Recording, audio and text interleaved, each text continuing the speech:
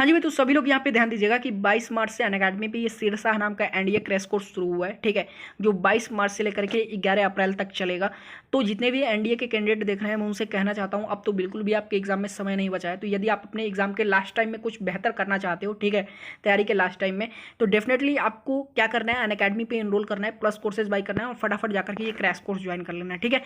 आप देख सकते हैं इसमें टॉप एजुकेटर हैं, तो ये तो मतलब आप खुद ही सोच सकते हैं कि यहाँ से आपकी तैयारी का लेवल क्या होने वाला है, ठीक है। और साथ में एक चीज़ और ध्यान दीजिए, ये 30 दिन का कंप्लीट क्रैश कोर्स शुरू हुआ है 15 मार्च से, ठीक है, 15 मार्च से 15 अप्रैल तक ये चलेगा, जो कि 15 मार्च से शुरू हो चुका है। तो इसका नाम है MNDA, ठीक है। तो आप दोनों में से कोई भी जाकर के ज्वाइन कर सकते हो, प्लस कोर्सेज आपको बाई करना है अनअकैडमी पे और फटाफट जाकर के ज्वाइन कर लेना है अपनी बेहतर तैयारी के लिए। आप देख सकते हैं इसमें अनुज सेठी सर हैं, रेशमा मैम है, ठीक है, साथ में सुमित सर हैं, सौरभ कुशवाहा सर हैं, DD मिश्रा, मतलब सारे टॉप एजुकेटर हैं अनअकैडमी के, ठीक है। तो यदि सच में कुछ बेहतर करना चाहते हो, सच में तैयारी बेहतर करना चाहते हो, तो फटाफट अपने आपको अनअकैडमी पे इनरोल करो, प्लस कोर्सेज बाई करके ये बैच कोर्स ज्वाइन कर लो, ठीक है। और साथ में यहाँ पे एक चीज़ आपको करना कुछ नहीं है, वीडियो के डिस्क्रिप्शन में आपको अनअकैडमी के ऐप का लिंक मिल जाएगा, फटाफट उसे अपने फोन में इंस्टॉल करो, अपने आप को उस पर रजिस्टर करो और रजिस्ट्रेशन के दौरान आप रेफरल कोड में स्टैंड अप क्लासेस जरूर यूज कर लीजिएगा, क्योंकि इन टॉप एजुकेटर की स्पेशल क्लासेस भी चलती हैं जो आप बिल्कुल फ्री देख पाएंगे ये रेफरल कोड यूज करने के बाद, स्टैंड अप क्लासेस। और साथ में जब कभी भी आप प्लस कोर्सेज बाई करते हैं तो एक्स्ट्रा आपको 10% का डिस्काउंट भी मिल जाएगा। तो फटाफट जाओ अपने आपको अनअकैडमी पे इनरोल करो और इन जो क्रैश कोर्स चल रहे हैं इन बैचेस से अपनी तैयारी बेहतर से बेहतर करो। हाँ जी भाई, तो सबसे पहले तो मैं आपको बता दूं कि इस वीडियो को किसी भी हाल में मजाक में मत लीजिएगा। आप सभी लोगों से हाथ जोड़ के रिक्वेस्ट करता हूं, जितने भी लोग फॉर्म डाले हुए हैं कोस्ट गार्ड का, प्लीज़ इस वीडियो को पूरा अंत तक जरूर देखिएगा यदि सच में आप ICG ज्वाइन करना चाहते हैं, इंडियन कोस्ट गार्ड ज्वाइन करना चाहते हैं। और हो सके तो इसको अधिक से अधिक लोगों तक शेयर भी कर दीजिए, ठीक है, ताकि सभी लोग जान सके जो कोस्ट गार्ड का फॉर्म डाल रखे हैं। देखिए, एक चीज़ तो ये कंफर्म है, आपको भी ये पता होगा कि जब आप रिटन एग्जाम क्वालिफाई कर लेते हो, उसके बाद जब आप किसी स्टेज पे छंटते हो ना, तो बहुत ही कष्ट होता है, ठीक है, ये रियल एक्सपीरियंस है। तो देखिए, यहाँ पे जो सबसे पहली चीज़ मैं आप सभी को बताने वाला हूँ उस पर आप ध्यान दीजिएगा, ठीक है। सबसे पहली चीज़ आपके लिए सबसे इंपॉर्टेंट है, ये सारी चीज़ें डॉक्यूमेंट वेरिफिकेशन ये तो बाद की चीज़ें हैं, लेकिन सबसे पहली चीज़, यदि आप फर्स्ट स्टेज का भी एग्जाम क्वालिफाई कर लेते हो, सेकेंड स्टेज भी क्वालिफाई कर लेते हो, थर्ड स्टेज भी क्वालिफाई कर लेते हो, और फाइनली यदि आप जो है ट्रेनिंग के लिए जा रहे हो और यदि वो चीज़ उस समय भी पता चलती है तो भी आपको वहाँ से भगा दिया जाएगा। और वो चीज़ है, ध्यान दीजिएगा, क्रिमिनल केस। यदि आपके खिलाफ अगल बगल के पुलिस स्टेशन में किसी भी प्रकार का कोई क्रिमिनल केस हो तो भाई अभी गार्जियन से बात करके कुछ ले दे के उसको हटवा दो, ठीक है, बंद करवा दो वो केसेस।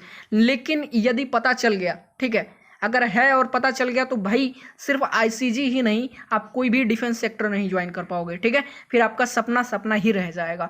तो ये चीज़ सबसे पहला करवा लो। अब यहाँ पे एक चीज़ ध्यान दीजिएगा जो मैं आपको बताने वाला हूँ, ठीक है।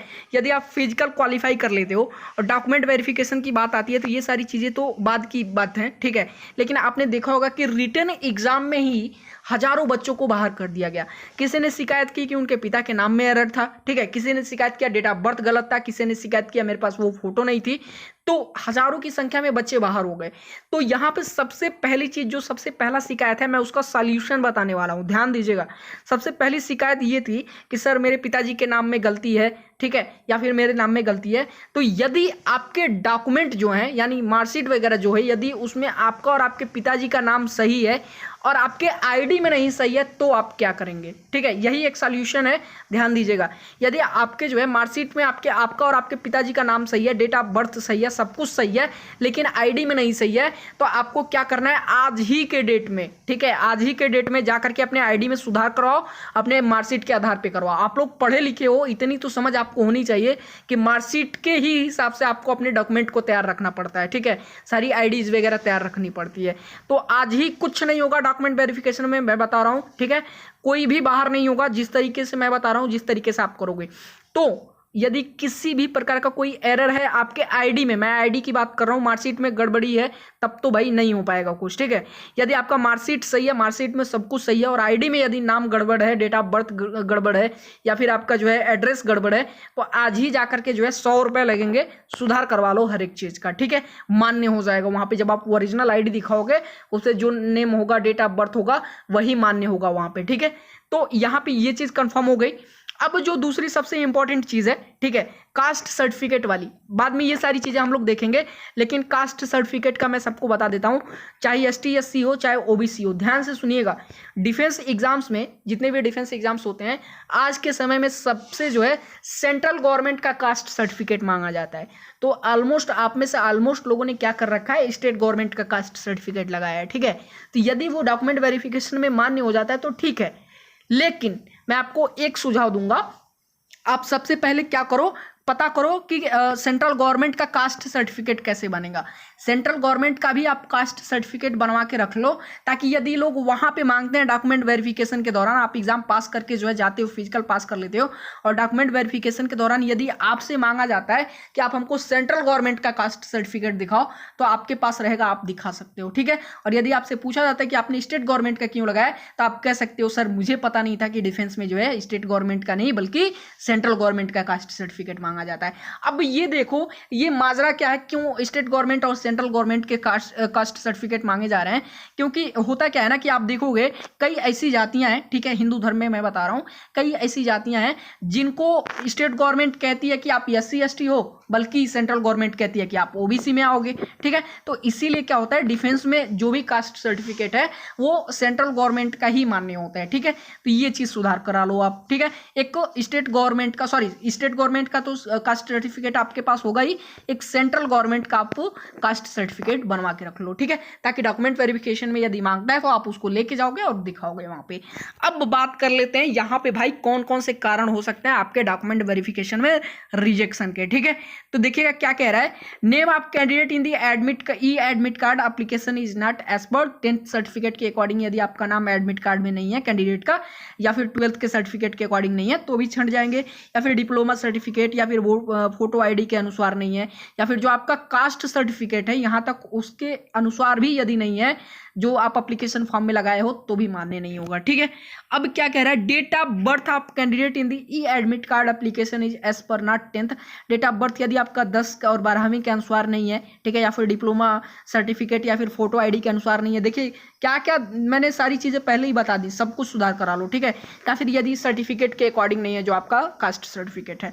उसके बाद पिताजी का नाम यदि नहीं सही है एडमिट कार्ड में या फिर एप्लीकेशन फॉर्म में, या फिर 10वीं 12वीं के अनुसार नहीं है, ठीक है, या फिर फोटो आईडी पे सही नहीं है उसके अनुसार 10वीं 12वीं के, तो भी आप जो है हो जाओगे। और साथ में यदि आपके कास्ट सर्टिफिकेट पर भी अगर नहीं सही है 10वीं 12वीं के अनुसार नहीं है तो भी आप बाहर हो जाओगे, ठीक है। उसके बाद क्या कह रहा है, non submission of required original document, जो रिक्वायर्ड ओरिजिनल डॉक्यूमेंट है जिसे जो मांगा गया था एप्लीकेशन फॉर्म में लेकिन आपने नहीं लगाया था, उसके कारण भी आप छट सकते हो, ठीक है। उसके बाद क्या है, एक्सपायर्ड कास्ट सर्टिफिकेट भी नहीं मान्य होगा नॉन क्रीमी लेयर के लिए, ठीक है। एक्सपायर्ड कास्ट सर्टिफिकेट मान्य नहीं होगा, ठीक है। उसके बाद क्या कह रहा है, OBC certificate not as per central government format के अकॉर्डिंग, देखिए आ गया ना भाई मेरी बात, ठीक है। एसटी एससी वालों की तो बात अभी छोड़ दीजिए, देखिए ओबीसी की अभी बात आ रही है, दिया है कि नहीं दिया है कि यहाँ पे सेंट्रल गवर्नमेंट के फॉर्मेट के अकॉर्डिंग ही आपका नॉन क्रीमी लेयर वालों का, ओबीसी वालों का कास्ट सर्टिफिकेट होना चाहिए, ठीक है। तो लेके जाना भाई मेरे, ठीक है, ताकि आप वहां पे एक्सप्लेन कर सके कि सर मुझे पता नहीं था, मैंने स्टेट गवर्नमेंट का लगा दिया, मुझे पता नहीं कि सेंट्रल गवर्नमेंट का लगता है, लेकिन मैंने बनवा लिया है, आप देख सकते हैं, ठीक है, मेरे पास ऑलरेडी, नहीं आप ये नहीं कहेंगे बनवा लिया, आप बोलेंगे कि मेरे पास ऑलरेडी है, ठीक है, सेंट्रल गवर्नमेंट का। उसके बाद एजुकेशनल डॉक्यूमेंट जो अनऑथराइज्ड अगर बोर्ड से इशू किए गए हैं, ठीक है, या फिर यूनिवर्सिटी से, तो भी मान्य नहीं होगा। मतलब जो सेंट्रल गवर्नमेंट द्वारा ऑथराइज्ड यूनिवर्सिटी या फिर बोर्ड होगा, एजुकेशन बोर्ड होगा, उसी का जो है आपको सारा डॉक्यूमेंट जो मार्कशीट वगैरह है वो मान्य होगा। उसके बाद गलत कैटेगरी यदि आप जो है लगाते हैं, ठीक है, एसटी एससी का, चाहे फिर क्रीमी लेयर का या फिर ईडब्ल्यूएस अनरजिस्टर्ड वाले, यदि मान लीजिए कि जनरल वाले अपना जो है गलत लगा दिए कि भाई हम ओबीसी हैं और उसका लाभ लेना चाहते हैं, तो भी मान्य नहीं होगा भाई, ठीक है। अगर आपके पास सपोर्टेड डॉक्यूमेंट नहीं होंगे जो आपको सपोर्ट करें कि आप जनरल नहीं बल्कि ओबीसी हो, तो आपको बाहर कर दिया जाएगा, ठीक है। उसके बाद क्या कह रहा है भाई मेरे, the marks for each subject and the aggregate percentage mentioned in the application not matching with the supporting document submitted by the candidate. अब एक चीज मैं आपको बता दूं, बहुत सारे ऐसे कैंडिडेट हैं जो शिकायत कर रहे थे कि सर मेरा फिजिक्स में नंबर गलती हो गया, फॉर्म में भरते वक्त मैंने ये नहीं ये डाल दिया, ठीक है। फिर मैंने फिजिक्स की जगह मैंने मैथ में गलत कर दिया, या फिर मैंने टोटल परसेंटेज मेरा 67 है, मैंने 65 लिख दिया, मैंने 64 लिख दिया, मैंने 74 लिख दिया, तो ये मान्य नहीं होगा भाई, कैंडिडेचर कैंसिल हो जाएगा, ठीक है। तो उसके बारे में तो हम उसके लिए तो कुछ नहीं कर सकते, क्योंकि जब आप फॉर्म भरवाते हो तो आपका ध्यान कहीं और होता है, ठीक है। आप उन सब चीज़ों पे ध्यान देते नहीं हो, ठीक है। बुरा मत मानना, लेकिन ये सच्चाई है यार, ठीक है। आपको वो उस सारी चीज़ों का सामना करना पड़ेगा। अब फोटोग्राफ एप्लीकेशन फॉर्म का अगर नहीं मैच करता है, आपके पास नहीं है, तो भी आप हटा दिए जाओगे। और बहुत से बच्चे अभी फर्स्ट स्टेज में हटा दिए गए हैं, आप देख ही रहे हैं, ठीक है। तो फोटोग्राफ आप वही रखो, अगर नहीं है तो मैं आपको एक सलाह देता हूँ, यदि उसका एक फोटोग्राफ भी रखे हो यार तो बनवा लो, अभी भी बनवा सकते हो, ठीक है। चलो अगला दिया गया है, सिग्नेचर इन द एप्लीकेशन या फिर e admit card does not match at the time of written examination at designated exam centre. तो वो तो देखो, अगर सिग्नेचर कई लोगों का, देखो ये सही है, कई लोगों का सिग्नेचर नहीं मैच हुआ, या फिर उन लोगों ने सिग्नेचर की जगह थंब इंप्रेशन लगा दिया था, तो उनको जो है भगा दिया गया, ठीक है, उनको हटा दिया गया। उसके बाद क्या है, not in possession of original valid proof of identity such as passport या फिर ड्राइविंग लाइसेंस और आधार कार्ड, ठीक है। अगर मतलब आपके पास ओरिजिनल वैलिड आईडी प्रूफ नहीं है जो आपने लगाया था, तो भी आप जो है अलग अलग स्टेजेस पे हटा दिए जाओगे रिक्रूटमेंट के। उसके बाद दिया गया है, not in possession of coloured print application and E admit card. तो इसके लिए तो भाई पहले ही स्टेज पे आप सभी को हटा दिया गया, ठीक है, बाकी स्टेज तो छोड़ ही दो, ठीक है। तो आपके पास अपने एप्लीकेशन फॉर्म का जो है कलर प्रिंट आउट निकाल के रखना पड़ेगा, और एडमिट कार्ड का। एक बार फिर से कहता हूँ, काफ़ी लोग अपने एप्लीकेशन फॉर्म का कलर प्रिंट आउट नहीं रखे हैं भाई मेरे।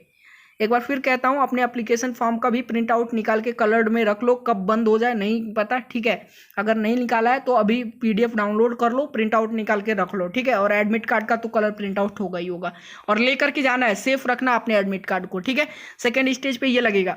उसके बाद दिया गया है, for Navik if the candidate is declared as fail in math and physics even if the candidate is declared as pass in grade 12 by the respective board, ठीक है। अब कह रहा है कि यदि बच्चा 12th में फिजिक्स और मैथ में फेल है, और उसके बावजूद भी अगर वो 12th में पास है, फिर भी मान्य नहीं होगा, हटा दिया जाएगा, ठीक है। तो फिजिक्स मैथ में आप किसी भी हाल में फेल नहीं होनी चाहिए। उसके बाद दिया गया है, not meeting the age criteria, जो एडवर्टाइजमेंट में दिया गया है, ठीक है। अगर एज क्राइटेरिया नहीं मैच करते हैं, 17 से 22 हो, चाहे जो भी हो, चाहे 21 हो, अगर वो मैच नहीं होता है तो भी आपको हटा दिया जाएगा। और मिसमैच या फिर बायोमेट्रिक, देखिए दूसरी चीज़ ये है कि जो आप रिटन एग्जाम देने गए थे उस समय जो आपने बायोमेट्रिक दिया था, अपना अंगूठा दिया था, तो अगर उससे आपका बायोमेट्रिक मैच नहीं होता है किसी भी स्टेज पे, तो भी आपको हटा दिया जाएगा। एक चीज़ मैं आपको बता दूं, जो लोग सोचते हैं कि जब आप एग्जाम देने जाते हो तो जो बायोमेट्रिक लिया जाता है वो आपके आधार से मैच किया जाता है, तो ऐसा कुछ भी नहीं है भाई। वो बायोमेट्रिक पहली बार आपका लिया जाता है, अगला वो मतलब सिस्टम आपको पहचान भी नहीं होता है, रहा होता है कि आप कौन है, बस आपका बायोमेट्रिक आपके नाम से स्टोर हो जाता है कि जब आप दोबारा सेकंड स्टेज पे आएंगे, ठीक है, कोई भी एग्जाम देने, जैसे फिजिकल हो चाहे कुछ भी, चाहे डॉक्यूमेंट वेरिफिकेशन, तो आपका जो है अंगूठा लगा के चेक किया जाएगा कि ये बंदा वही है ना जो पहला एग्जाम देने आया था, वही मैच किया जाता है, किसी बाकी कोई चीज़ नहीं होता है, ठीक है। अब उसके बाद जो लास्ट है, non reporting on the day time of stage 1, stage 2 and stage 3।